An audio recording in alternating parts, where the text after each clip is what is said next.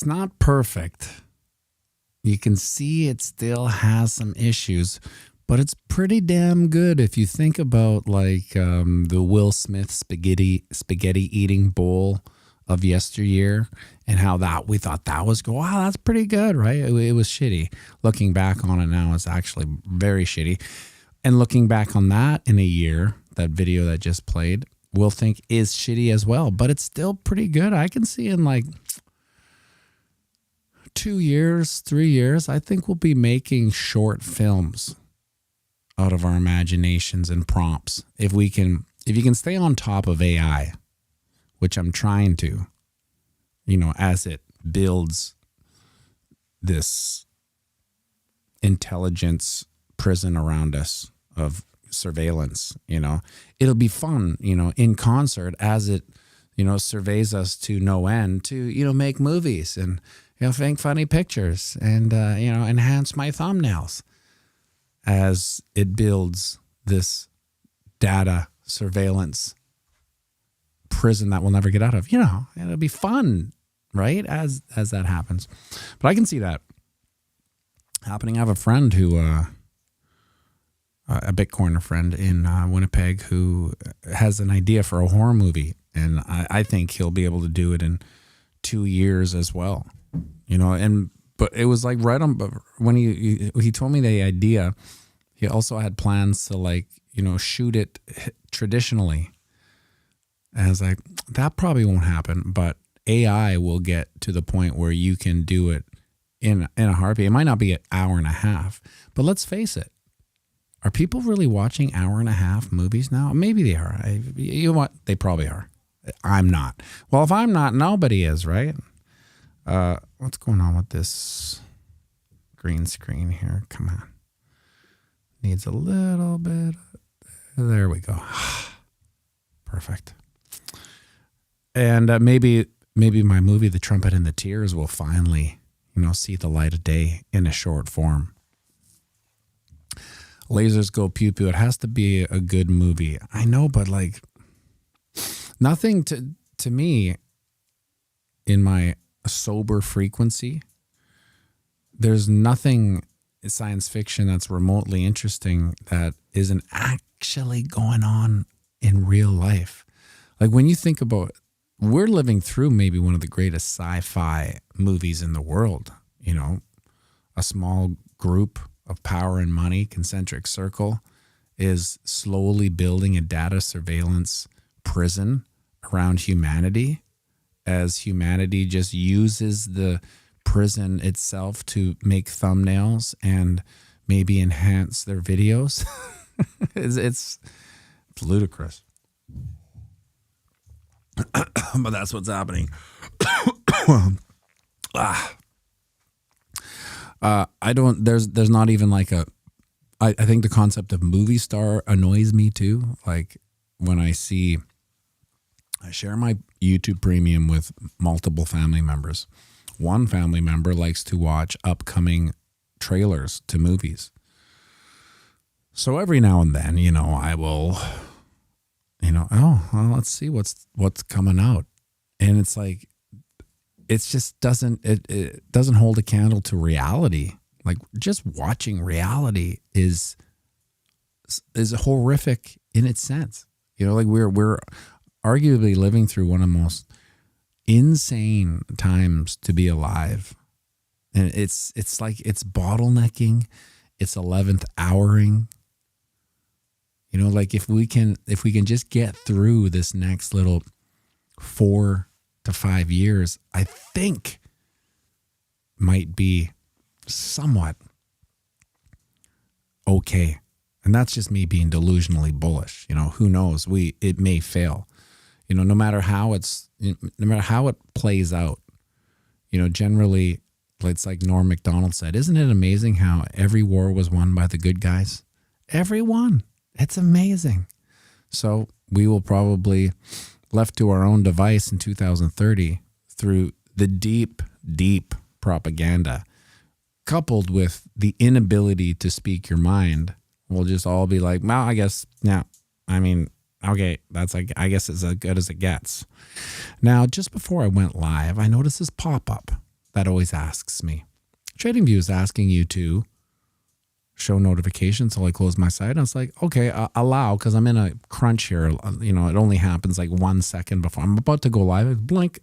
Okay, and then I went, oh, okay, let's allow it. Okay, let's. Oh, okay, well, maybe I'll block it. Then no, that's not. I'll allow it. Or how about if I just press X? Well, there you go. Now it's just proving me wrong, irrational, and the dummy I am. I just had to hit the X button 13 times, not 12 times. As you can see on this 4-hour little noisy little so-and-so, we have just returned to the 200 moving average, which I would say we're oversold at this point, but let's not get too excited. I mean, we need to hold the 200 moving average. And when I say need, I mean, the market doesn't need to do anything. It can keep going down for all we care, unless there's buyers. Do you guys know any buyers? Let me know if you know any buyers, and then maybe the price will go up. But if we want to be really do some technical astrology like the old days, I suppose there is some slight hidden bullish diver. It's slight. You can see like it's going down. It is going down, this MACD. Can I not do this or what? Well, it doesn't look like it now. But you can see that's going down. And if I were to do that on the RSI, they generally do the same thing too, right? It's slight. It's slight. I mean, it almost looks like a channel of eternal monotony, but it's slight. We're trying to make some mountains out of molehills, right? There's nothing to talk about. The price is basically the same as it was past 6 months, give or take 5%. You know, what's interesting though, is that when we had this pump, I said in order to get to the bull market rejection zone, we needed a 5% pump. 5%'s, you know, nothing to get out of bed about. But guess what? Look at what this dump was, 5%. So it's Thursday. So in 3 days, we went down 5%. Can we go up 5%? Historically, yes. Has it happened? Well, yeah. I mean, if we go back to here, this little pump here was almost 8%. Still, nothing to really get out of bed about. But now we do, right? Now, because the market is just in a complete malaise, you know, a 5% pump would be like, we're back, bros, would be all over, you know, just breaking news, Bitcoin back over 95K. You know, that's coming. And then, so that's right. BCL's Groundhog Day. I've heard in my Plato's Wall, they've been talking about the price of Canadian citizenship, and it's at $1 million. And I guarantee you, Trump offers Canadians $1 million. It's a done deal. It's a done deal. Even less. See, what happens is that if you were on my Plato's Wall on X, it's getting infiltrated. Like the Canadian Liberal government is probably lining Elon Musk's X advertising, just like it's insane the work they're putting in to combat this stuff. And it makes you think that, you know, this is the general consensus, and to a certain degree it is, but it's not the general consensus of the people on X. The general consensus of people like say, no, Canada will never do this. They're on Blue Sky. They're not on X. The people you see on X are generally bots that are just promoting. It's weird. To me, I've never seen a bigger Plato's Wall than social media. Like it's almost so brilliant that I can't give humans credit for it. And maybe it wasn't humans. Sometimes I subscribe to the fact that we're given technology from, you know, a higher, I don't know if it's a higher human. Maybe it's an alien. I don't know. But it's just a simple jump in IQ. For instance, I always go back to the Santa Claus theory. You know, if you are under a certain IQ, i.e. a child, you will believe that a fat man on a sleigh that is led by reindeers drives around the world and comes down your chimney and puts presents under your tree. It just makes sense when you're a kid. Okay, right? It's all you don't have the intellectual ability to question it. It's just, that's okay, Dad. When it's come from a place of authority or respect and trust, you're just like, okay. And that jump in IQ could be from where we are to another, community of, I don't know. When you look at like NVIDIA chips, I saw this video of how they broke down NVIDIA chips. I'm like, trying to tell me humans made this in order to facilitate AI? Like, you look at how small, there's like 5 compound chips, just to do this one thing. It's like human ingenuity and engineers, computer engineers and programmers came up with this. Okay. All right. I mean, yeah, I believe Santa Claus too. Hook, line, and sinker, until I had enough information to go, oh, wait a second. I don't think that can happen. I don't think a reindeer can have a nose that, lights the sky. I don't believe it anymore. So, yeah, I always think that we just, when you think of the stealth bomber, it was around for 20, 30 years. And then you bring it over to AI. AI, has just kind of been released, in the past 4 or 5 years. But it's only been released to the toddlers that believe in Santa Claus, right? I was like, oh, look at it. Oh, my God, AI.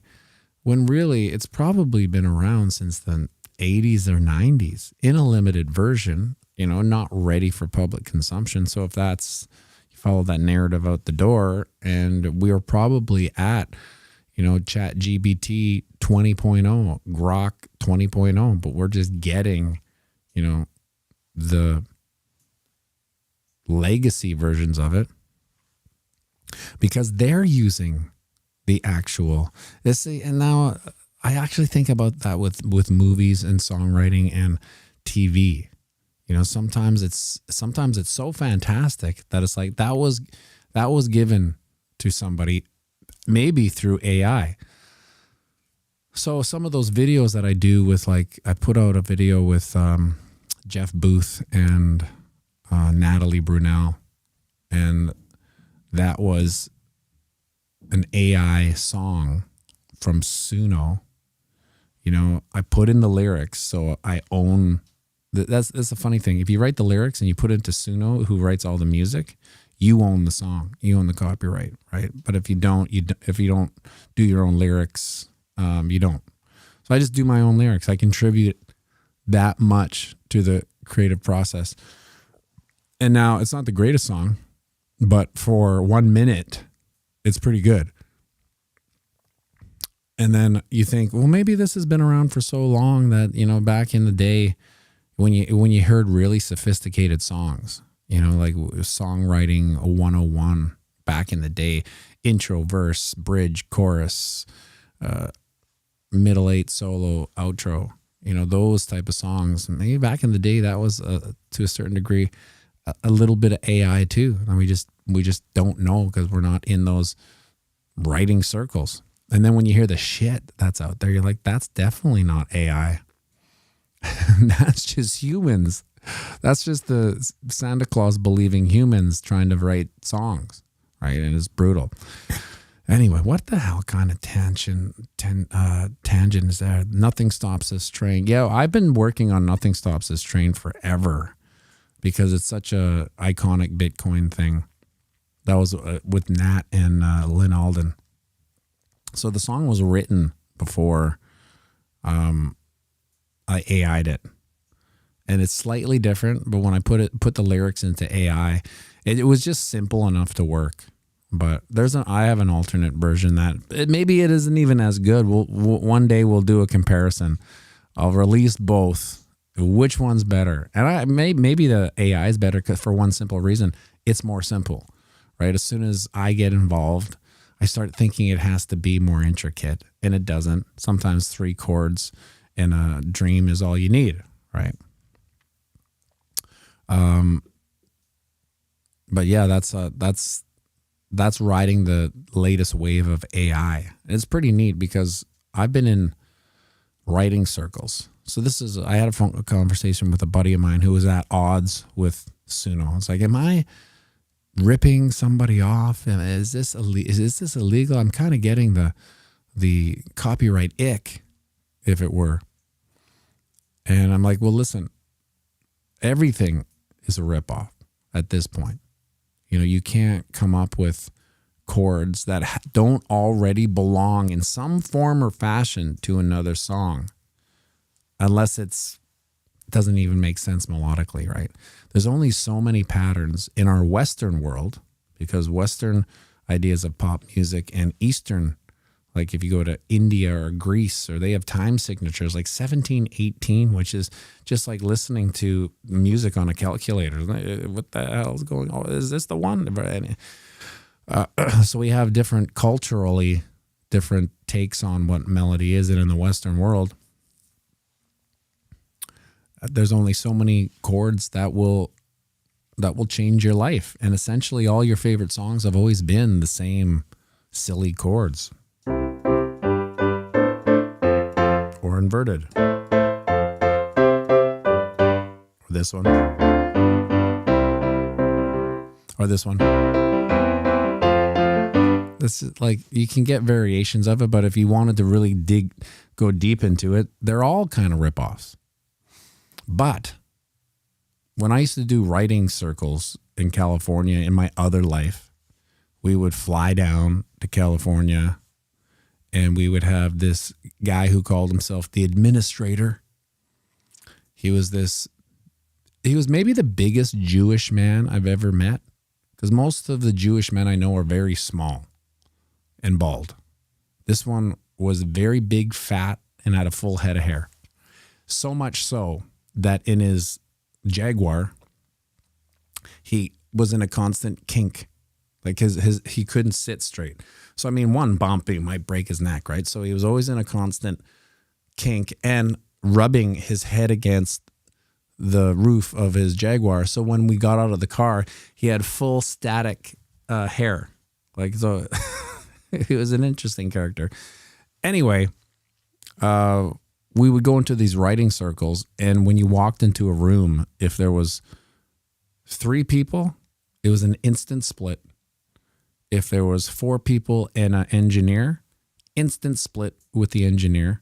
If there was 5 people, which I never went into a 5-person, but if there is a 5-person engineer and let's say a producer, let's say a girlfriend sitting in the chair doing nothing, instant split. So anyone in the room gets a split of the song, which was my first introduction to this concept. I was like, this is bullshit. This is bullshit. Your girlfriend who's on her phone, she's getting a split of this song just for being in the room. Well, yeah, because it might not be what she's doing, it's what she's not doing that's adding to and contributing to the creative process. Oh, you mean so her not being annoying and just keeping quiet is adding to the creative process? Pause. ... Pause. Boyfriend thinks of logical reason, comes up with none, and just agrees. Yeah, that's it. And in a strange way, he's kind of right, because her just shutting the F up is allowing the creative process to spew. Now, it could be anyone. Let's say the girlfriend keeps her mouth shut, and the 4th person who's sitting in a chair around the table writing notes, doesn't come up with anything. Maybe it's, he helped us by not doing anything at all, right? He was just silent and he didn't add to the congestion. So it wasn't like this songwriting traffic jam of ideas, right? Well, I think maybe we should go to A minor. Well, a minor is but not the tonic. And there's a million reasons why humans can screw up a song. But bringing it back to AI, I have ran like stanzas through AI to see what it would do, right? So if I have an idea I have this song kicking around forever, everyone, called Green Candles, right? Hope all your candles stay green. feel-good song for the bull market. Remember the bull market? And I've never been able to put a workable verse to it. I got the chorus, but the verse always seemed lack. And I hate songs because being in the piano bar, I recognize when songs have a chorus and no verse. You know, people usually I won't play it. They'll say, "Well, we all know how the chorus goes, but no one knows the verse, right?" I never want to write one of those songs, so I'll throw it into Suno to see what it comes up with. And 9 times out of 10, it's 100% better idea than any of the dummies that I was in a songwriting circle with that didn't do anything, like the girlfriend or the guy in the notes, right? It was actually an applicable idea that I could run with. So now, what's worse? Suno giving me an applicable idea, or the guy's girlfriend not giving me an idea and being just equally as relevant, or the guy who's taking notes giving me an applicable idea. It's all kind of the same, used as a tool. And when I think we might see a reversion, because remember, I think on Monday I was talking about Rick Beato's video, how there's 15 writers for each song. I think that will go away because they will use Suno as an idea bouncer offer. And it'll allow them to retain, because we're talking about big money here, right? So one of these, songs that get 1 billion streams, split 15 ways, it's still, probably paying off everyone's mortgage, right? But, if it wasn't split 15 ways, it could be life-changing. Make sure you like and subscribe and share this video.